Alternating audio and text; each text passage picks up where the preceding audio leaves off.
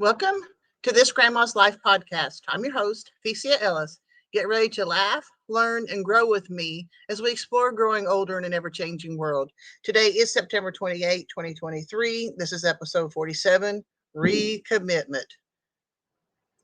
Let's see, farm happenings. Let's get started on that. And I'm sorry you got beeping. I need to figure out how to turn that part off. All right, Sydney has a new home. The cat that adopted us, the cat that has decided that he's going to live with us no matter how we felt about it. A whole lot of trial and error and trying to find different things. We find somebody finally came. I met them on the other side of Tulsa. They were worried about whether the cat was a mouser, and he is a good mouser. And I was really grateful. I'm not a cat person. I mean, I've got Mopar. I love Mopar. He stays in the barn. Well, okay, he stayed in the barn until we got Sydney, and then when he discovered we had Sydney, they would square off with each other quite a bit. So that was a problem. And I don't know. I'm glad that Sydney has found a home. I earnestly pray that both the cat and the new owners are happy with each other. And I have to admit, it's nice to walk through my house and not have to worry about the cat being under my feet or anything like that. I think that was one of the biggest problems I had with him, is he was always trying to walk right in my feet, and I'm too old to fall, and I would get really mad whenever I would trip over that cat. So he's gone. I'm glad. I pray that the new owners like him and that they are all getting along well. Kenzie and I are still doing physical therapy. I'm loving physical therapy. It's hard work. I'm very tired. I'm very sore. I'm exhausted afterward. But physical therapy, I knew it was going to be rough going into it, and they always tell you that physical therapy is a lot of work, and you can psych yourself up and say, yeah, I can do it. And I can. I've enjoyed it. It's very tiring, but I really like it, mainly because I'm seeing some results. And I like my physical therapist. Not only is am I seeing results with her, but she knows that I'm going to give her 100%, and she knows that I'm doing my physical therapy at home, and she has this interesting look in her eye when she goes, what can I do now to get you down the road? And one of the things I asked her at one point, I said, I used to run and jump and play. I said, I understand I'm 61 and I'm getting older, but I would really like to be able to run and jump again. And she goes, we'll take you as far as you want to go. And I'm thinking, yeah, cool. Well, last week I pushed it a little bit too much. She cleared me to do step aerobics, low intensity and stuff like that. Well, I did low intensity, or, low impact, put it that way. I did the low impact step aerobics, but the tempo of the song was a little high. So I was really stepping, and my knee swelled up and my foot swelled up. So yeah, so I confess my sin to her the next time, but I don't know. I like her. I like the results I'm getting. Kinsey, on the other hand, is struggling. She wanted to go through a couple of physical therapies. She wanted to be 100%. Softball season is over, so she's not running on the dirt anymore. So now she's running on hardwood floors, and apparently that's hurting her knee. And she wants to be able to do the physical therapy and get out and do 100% on the basketball floor.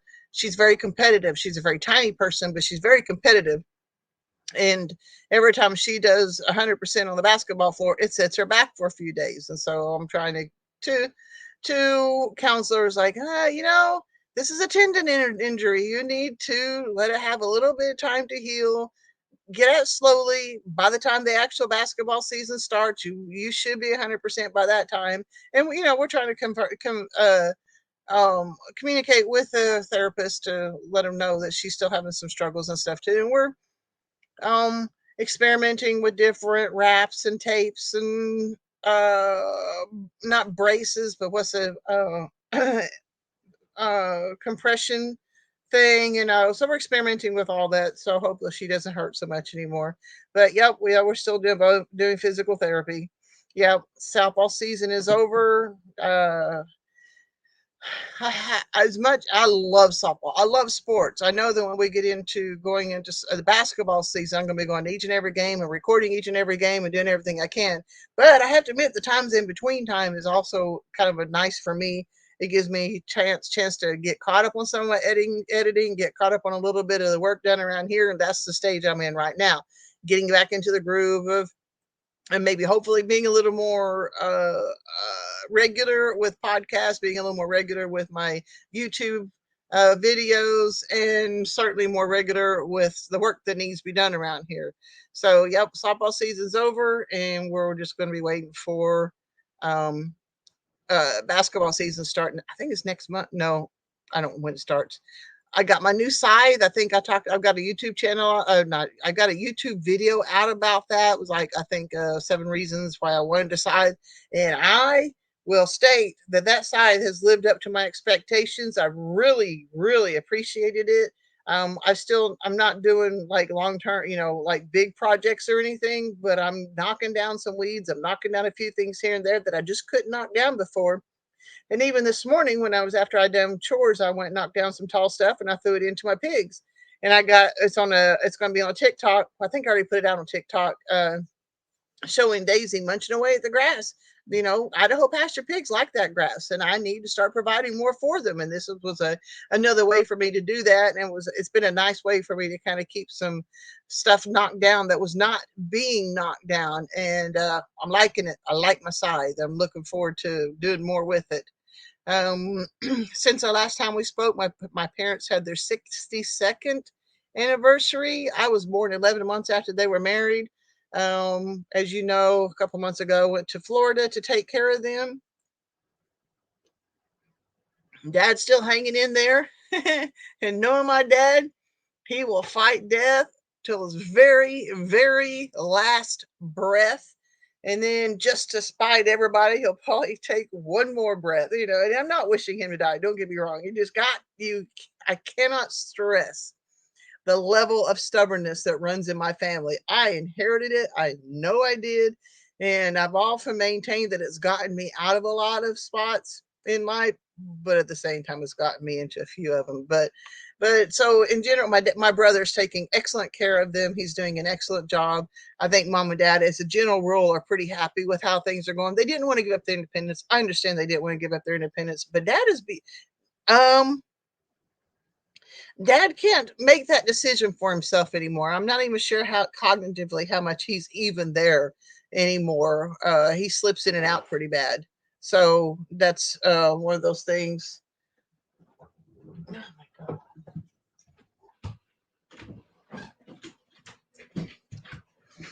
Okay, so this is my second start of this podcast. I started all over because my granddaughter called me, and just now we took a short break because I had the door closed and Beethoven wanted in. If I don't open the door, he'll keep scratching and scratching until he gets in. It is very annoying, and so I just took a moment to open the door so you can come here and lie down. So, yep, wish mom and dad their 62nd happy anniversary, and uh, well, and I'm staying on top of that one. My brother is liquidating their stuff. I think he's putting a new roof on their house. They bought this house. When they bought this house, it was not in great condition. They didn't even have a back porch, and so they had to board up the back door and stuff like that. Which, the same situation I have in this house. Imagine that. But Eugene's going to have a back porch built on. He's having a new roof put on it. He's selling the house. He sold their car. Thank God in heaven. My brother sold mom and dad's car because they were both convinced that they could still drive. And I promise you, it's only by the grace of God that they have not killed somebody. Certainly, dad. Mom always maintains that she could drive, and I don't believe she has.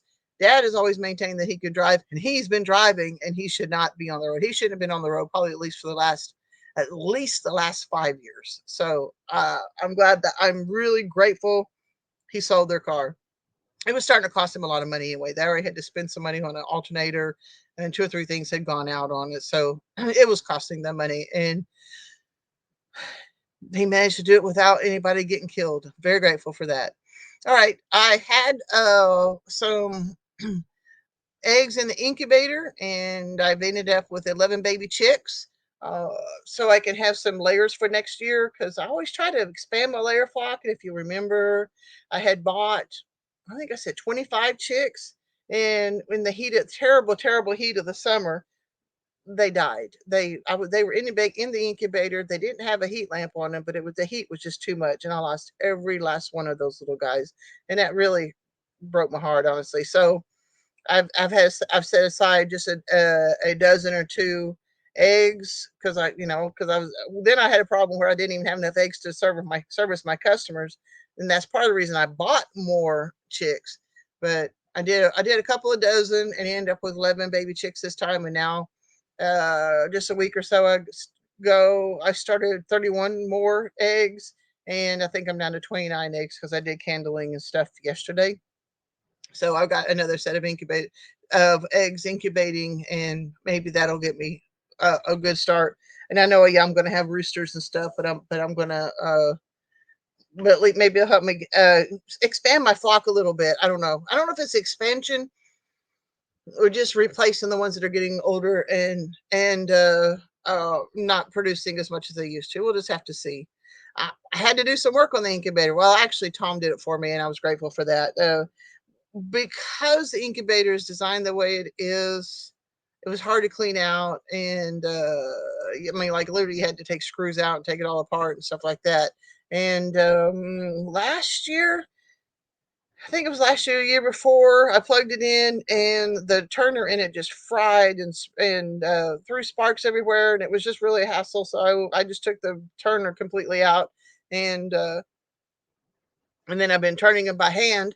And then after I cleaned the between these two sets of eggs being incubated, the monitor for humidifier has gone, and it the monitor doesn't work, and so it thinks it's at 20% all the time, and it beeps and beeps and beeps, and it wouldn't quit beeping.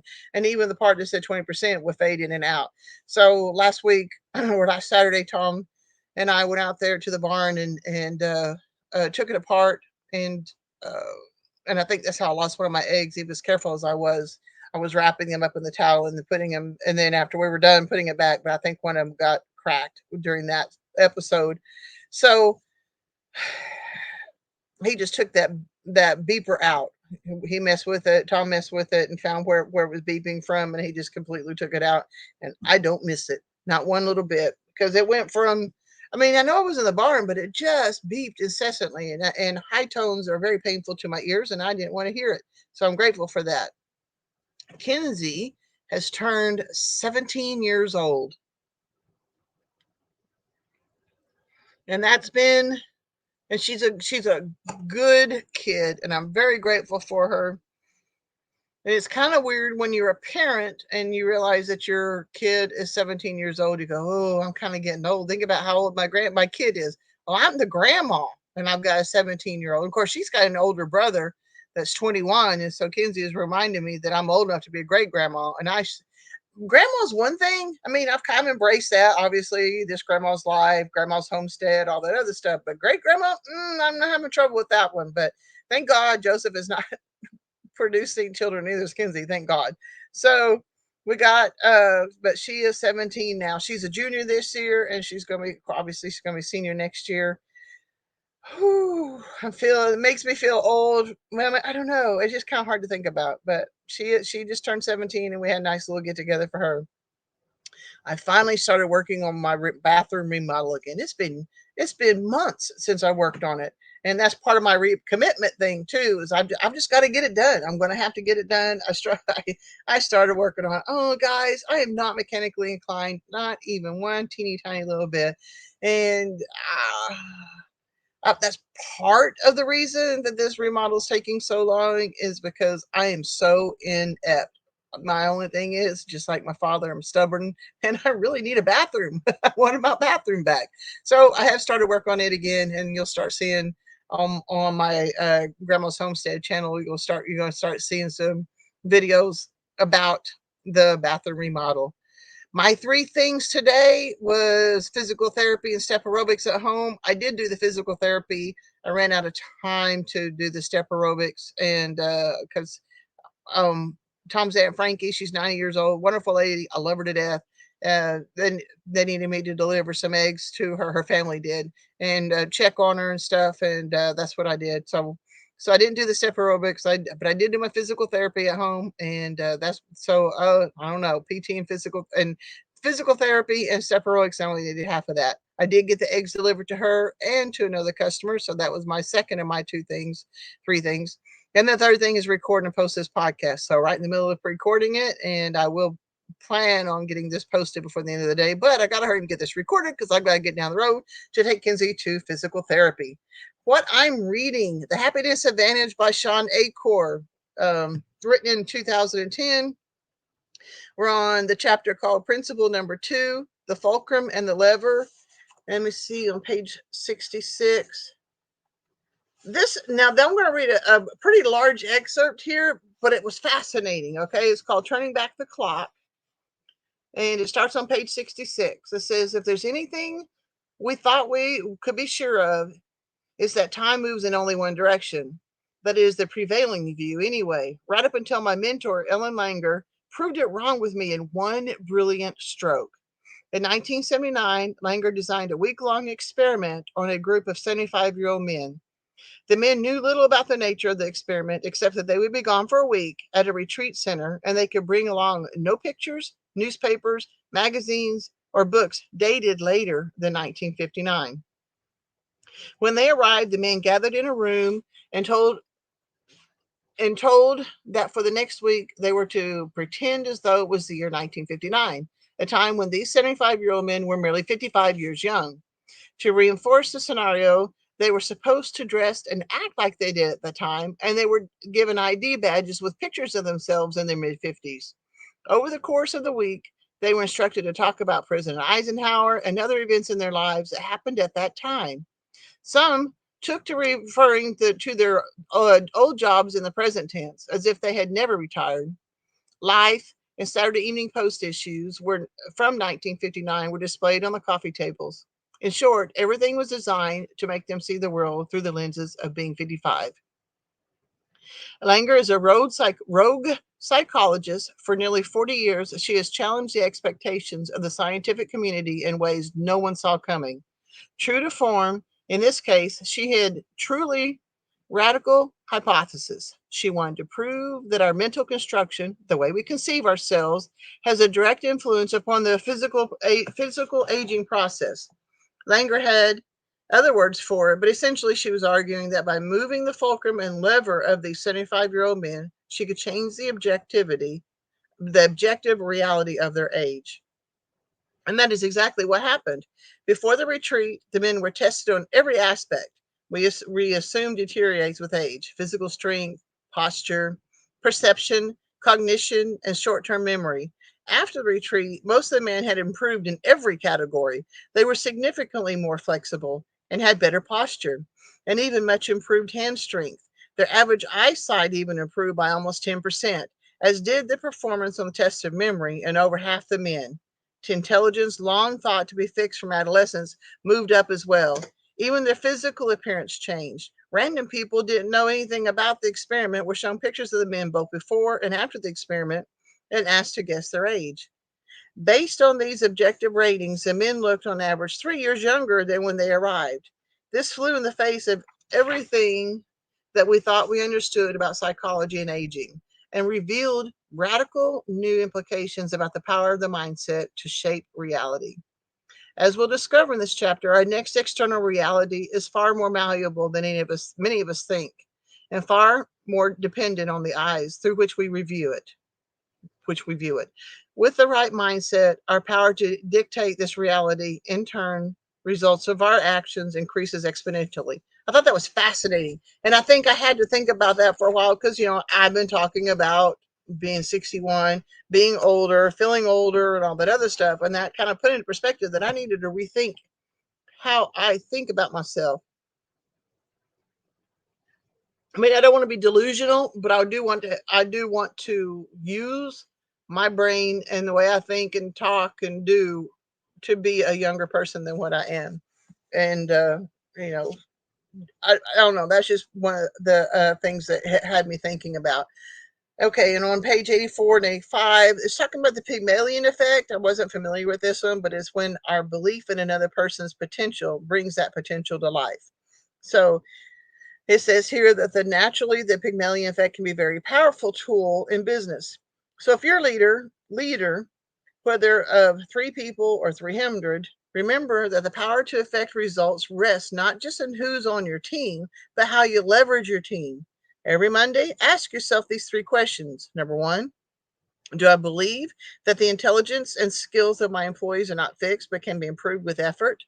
Number two, do I believe that my employees want to make the effort just as they want to find meaning and fulfillment in their jobs? And number three, how am I conveying these beliefs in my daily words and actions? So yeah, this was an interesting book for me to read.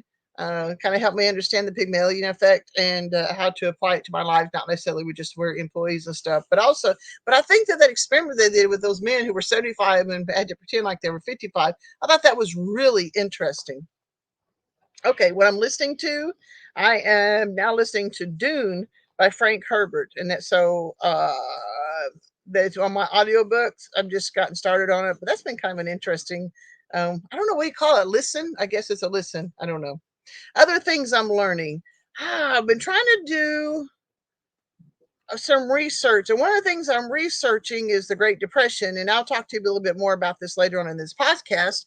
But one of the things I'm learning is the bank run of is it, yeah, 1930. I remember people talking about the stock market crash of 29 that probably started the Great Depression and all that other stuff. But the more I'm researching about the Great Depression, I'm having to decide how much of it did I actually learn and how much of it did I remember properly and how much of it was just never taught to me. I do not remember the bank runs of 1930. And that was an interesting thing. Uh, Basically, a guy, and they don't even know who it was reading an article thinking that the Bank of the United States, that this person in the article was indicating they didn't think that the Bank of the United States was a um, healthy bank, and so this man had gone to the bank and said he wanted to take out all of his, well, what I said, it says stock, but I think it's money. He wanted to withdraw everything, and they had tried to talk him out of it. I do not, from what I've seen of it so far, I couldn't tell if they did or not. But the man then went around telling everybody that he could not get his money, and it started a bank run. And within 24 hours, the bank was completely out of money and had to close down. And before it was over, 600 banks in the United States were closed, leaving 23 states without banks at all. And I do not remember learning that, but I thought it was interesting. So that's something else that I'm learning right now. I'm always learning stuff. I just don't, sometimes I don't remember what it is I was learning to pass on to you, but I do remember that one. What I'm writing, I am still working on my book. I'm probably going to be working on it for a very long time with the working title of How to Enjoy the Men in Your Life and Enjoy Your Life When They're Gone. So I'm working on that one. Right now, I'm dealing with the subject of some things to consider and think about, or to think about and to implement when you are looking for a mate, when you are into the dating scene and stuff. What do you like about that person? What is it that you might think will be cute now, but down the road is going to make you absolutely grind your teeth? So I don't know, there's a lot of little different aspects of that's a part I'm writing about in that book. Okay, quote of the day: be regular and orderly in your life so that you may be violent and original in your work. Gustave Flaubert. And I liked this quote, and I think part of it is because I'm trying to be regular in my work. I'm always working, but I kind of get scattered. When I go to softball games, I was working, I'm videoing, I'm doing stuff, I'm cheering for my granddaughter, I'm being the grandma, I am being Kinsey's number one fan.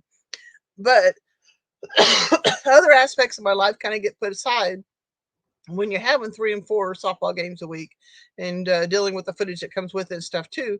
So the podcast wasn't regular, the videos weren't regular, stuff like that. So that's what I'm trying. That's the reason I chose this quote. It is so to remind me to be regular. So the quote again is: "Be regular and orderly in your life, so that you may be violent and original in your work." Gustave Flaubert. And like any like a Frenchman, he has an interesting. I love looking up these people who do these quotes. You just never know, because I get quotes like recently. If you follow me on Instagram or TikTok, I've done a couple of Ty Pennington um, quotes of stuff. But this one is Flaubert was a French novelist that lived from 1821 to 1880, and though he wrote several novels, He is known for his work with Madame Bovary, and I'll be perfectly honest, I've heard of Madame Bovary. I have not read it, don't know anything about the storyline in it all, but I did recognize the name of the book. He studied law in Paris, but hated the city and quit law after he had an attack of epilepsy. And then he began to travel abroad, mainly in the Middle East. He went to Egypt and Iraq and whatever else. I can't remember what else it said, but he was definitely in the Middle East. He never married, and he didn't have children, but he did have a mistress and enjoyed both men and women prostitutes. Because of this, he lived with venereal disease most of his life, and he died at the age of 58 of a cerebral hemorrhage. So that was an interesting life of an interesting man, apparently. So the scripture of the day is Psalm 37:5. Commit your way to the Lord, trust in him. Very short, very sweet. Commit your way to the Lord, trust in him. This brings me to my main subject. Okay, like I said, softball season's over, and we're between seasons now, so my schedule is loosened quite a bit. No, I'm no longer going. I'm no longer going to the gym. I'm struggling with that. I loved going to the gym. I did it 3 days a week with it. Also, I loved the ladies. I loved going to the gym and dealing with the ladies and working out and stuff like that. But with my I really was pretty hobbled with my feet and with this knee, and I really couldn't justify paying for a gym membership and $60 per physical therapy session, and I just really couldn't afford to do both. And so I'm doing the physical therapy, getting my exercise in that way. But I guarantee you, as soon as I can get my physical therapy over and start getting being able to afford going to the gym again, I want to go back to the gym. But right now, I'm not going to the gym. I'm doing my exercising at home. That is freeing up some more time in the morning to do some stuff like scything, for the pigs and doing stuff like that. The weather has cooled, so I can get out. I can stay out there longer without being way uncomfortable. And so I'm doing stuff in the morning. The desire to finish many projects has returned. I won't lie, I'm terrible. I don't know. I mean, even though the bathroom thing was inside, the heat was pretty oppressive because it wasn't just heat, it was hot and very humid and was very dangerous. And I live in a trailer house, and so even the inside of the house didn't cool off that much a lot. And so the desire to do much was diminished, honestly. And so my desire to, well, I want my bathroom, so I need to get that done. But I've also got some other projects and stuff going too. Like I need to repair the wind damage to the skirting before the cold weather does hit, and there's some other preparations I need to do before the coming winter. So I'm recommitting to that. I have lots of ideas for content. I'm working on that too, and I'm looking forward to following through with those. So, in other words, I'm ready to commit to this podcast and to my YouTube channels. And I'm glad that we're between seasons at school. I mean, physical therapy going like Kenzie's going twice a week. I'm only going once a week, but that's taking some time away too. But it's still with the break in the heat, with the end of softball season, and being between seasons, because it's going to be that way in basketball too once it starts.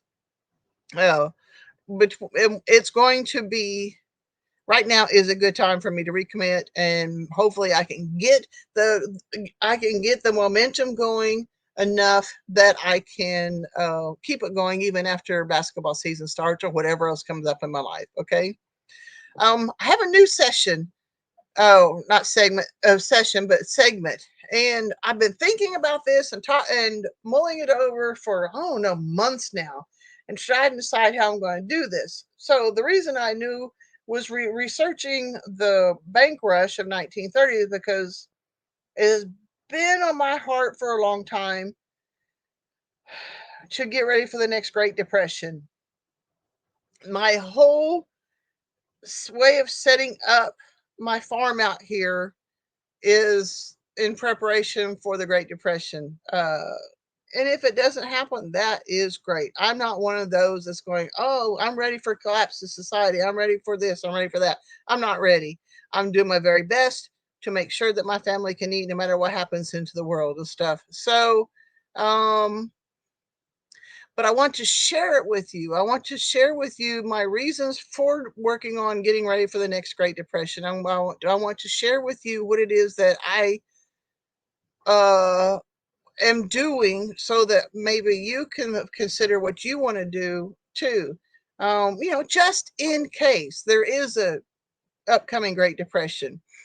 So I'm studying the Great Depression and I'm just getting started so I can see kind of what happened, how it happened, and what's going on there. And I have to admit, there's a lot of things that are kind of parallel with it and stuff. So we do need to be prepared. My thing is, of course, a lot of people that I follow and around are preppers. The beans, bullets, and band-aids and all that other stuff too. Well, okay, yeah, we need some of that too. But when you stockpile your food, the Great Depression lasted 10 years. Is your food going to last you 10 years? What are you going to do to renew that food? And so that's kind of what I'm doing. If you look at your grocery bill and the gas prices and everything that's happening right now, prices are really going up. And they can tell you all day long that it's down to 2% or something like that. It's 2% on top of the 7% that was before the month before, and the 7% for the month before that. It's not going down. That's just only that it's only up 2% plus all that other stuff. And anybody who looks at any of their expenditures know that what they're telling is a lie. So it's time to figure out how to function and work well, regardless of what the prices are, regardless of what's going on in the world. So that's what I'm going to start doing, segments, giving little snippets of not only what I've learned, but how it can help us get through whatever we possibly could be going through. This is not a fear factor thing. I don't want to scare anybody. I just want you to be prepared. I want you to thrive. I want you to be happy. I want you to be able to function and do well regardless of what happened in the world. So that's that. So I'm going to have a new segment is, are you ready for the next Great Depression? Uh my story of the day, like I was saying earlier, can continue to struggle with her knee, but that's one thing. She doesn't look anything like me. A lot of people tell me, well, I mean, whenever I was younger, she may have, I don't know. I don't think she looks anything like me. She has lived around with me long enough to know, to have, uh, adapted some of my things, and she is competitive and she's very stubborn. Her father's not that way. Her father, well, I mean, he's probably stubborn, but he's never been competitive, and she's very competitive. And, right now in basketball, because she's competitive, she's not allowing that knee to heal, and she wants to be the fastest, she wants to be the toughest, she wants to be the strongest, and she wants to be the best, and she's coming home hurting every night. So I am explaining to her how to slow down and to heal. And it's kind of hitting home with me because, like I was doing that step aerobics the other day. I'm trying to heal. I've got a lot of damage in my feet and my knee, a lot of calcification in my feet, just a lot of damage, but I still want to keep going and keep and stuff. So I'm trying to explain to her to slow down, as at the same time where I'm trying to speed back up again. I don't know. It's been so it's making me think and observe and try to. My main thing is I want to help her. Yeah, so that's what I'm trying to say there. So my question of the day is: do you have difficulty determining when you should slow down and when you should tough it out and power through? I have trouble with that, because sometimes no matter how bad you hurt, you got to get up. I know when I was a single mom, it didn't make any difference how I felt or what was going on. I had to put food on the table and I had to go to work. And so, but as I'm aging, I'm realizing that I can't always do that. So, do you have that difficulty? Do you have trouble determining when you should have slowed down and you didn't or something? I don't know. Email me at theciaellis.com, not .com, theciaellis@gmail.com, theciaellis@gmail.com. Okay, my income producing activity of the day of this episode is the Self-Reliance Festival. Guys, it's coming up in just a couple of weeks. I'm excited. And what I haven't told you about the Self-Reliance Festival, if you can't go, right now it's $95 for 2 days, and they've got segments like the day before, and I don't even know what the price of them are. Go follow my link below to Self-Reliance festival.com, I believe is what it is. And there's also there's something going on Thursday, Friday, and there's also something going on Monday, and then the regular savings for $95 is on Saturday and Sunday, and that's the 2 days I will be there. But I forgot to tell you they have digital passes, so go on there. You can buy the digital passes. Basically, um, all of the speakers, they will have recorded everyone, and we're going to have some really cool people there, and you can learn a lot of things and do it. And the $95 it takes to be there in person is definitely well worth it. And if you think about it, if you got a digital pass, that's even better in some ways. Okay, let me rephrase that. The digital pass is very cool. You're not going to have the one-on-one camaraderie with the people that are there, but you've also got something that you can watch and rewatch and uh, absorb the information they're putting there with you. So there's pretty cool stuff in between. So if you can't go, but you want to learn from it, do the digital pass part.